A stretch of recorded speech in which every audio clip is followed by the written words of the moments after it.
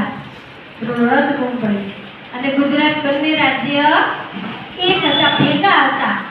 પણ પછી બંને રાજ્યની અંદર ભાષાઓ અલગ અલગ હતી.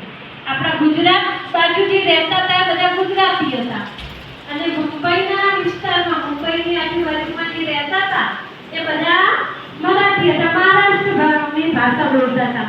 એટલે બંને લોકોએ પોતાના રાજ્યને અલગ કરવાનો સરકારને પોતાનો નિર્ણય જણાવ્યો અને બંનેને અલગ રાજ્યનો દરજ્જો આપવાની માંગણી કરી. અને પછી એમની માંગણી પછી સરકારે વિચારણા કરી અને પછી એ બંને રાજ્યોને અલગ અલગ પાડવામાં આવ્યા અને અલગ દરજ્જો આપવામાં આવ્યો. ત્યારે જે આપણું છે ગુજરાત રાજ્ય બન્યું અને મુંબઈ બાજુનો જે વિસ્તાર હતો એ મહારાષ્ટ્ર બન્યું. આ મહારાષ્ટ્ર અને ગુજરાત અલગ પડ્યા 1 મે 1960ના દિવસે.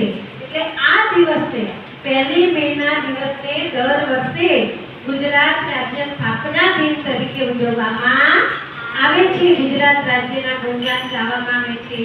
ઘણી જગ્યાએ એના કાર્યક્રમો પણ રાખવામાં આવે છે.